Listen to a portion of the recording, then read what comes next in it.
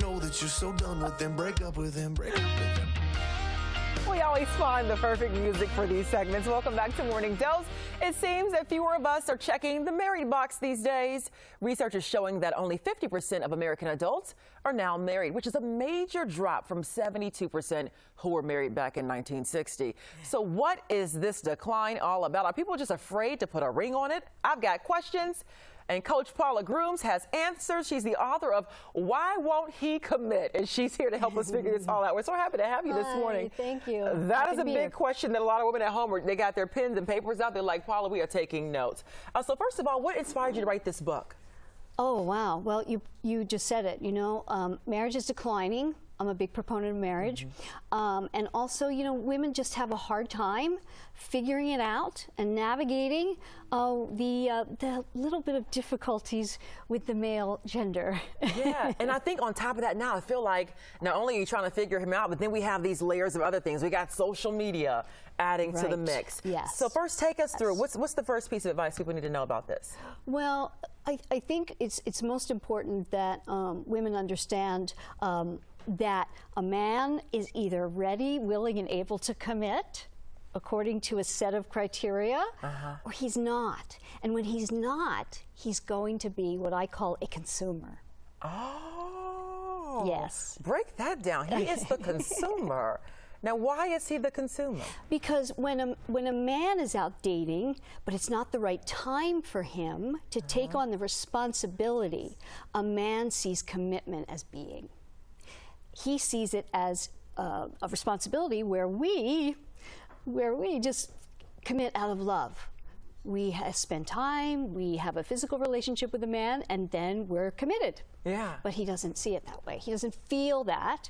He only commits because he's ready to take on the responsibility of a wife and perhaps children that come from that commitment. So how do you recognize those signs? How can I go into a new relationship and say, okay, he's a consumer? Well, I have a test. Okay. Tell us about this test. I'm about to write this down. I have a consumer versus buyer relationship test that scales a man on his readiness, willingness, and ability, and 2 consumers and 2 buyers. So there's four categories that he can fall into.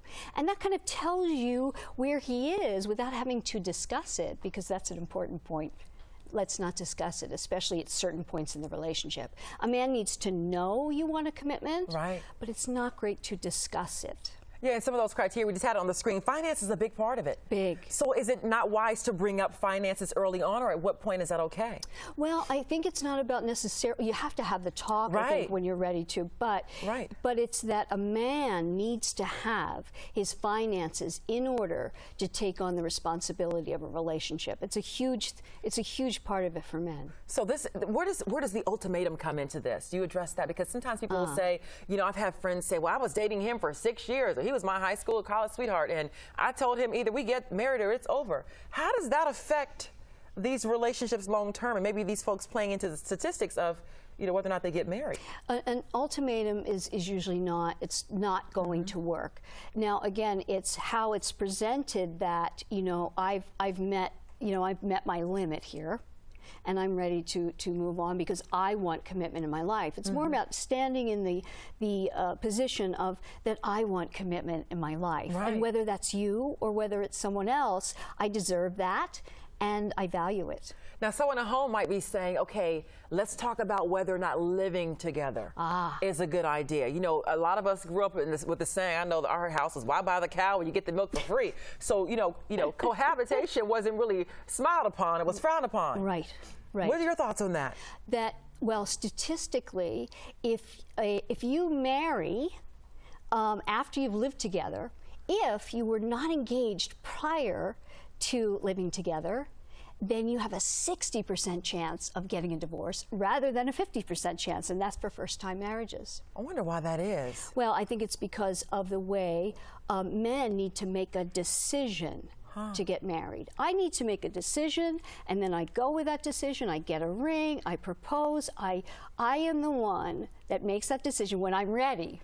So if you move in together and it just kind of happens and you're not engaged, it's not going to work for him very well.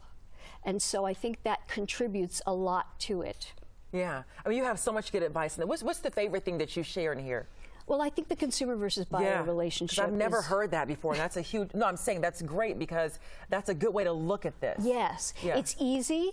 You can categorize, you know, from where he is, because consumers are not bad men. Oh, they're not at all. They're just not at a place in their life where they're ready to make that commitment, and no amount of love is going to trump that for him. All right, now that's some good advice. Can you put him on layaway if he's not quite ready yet?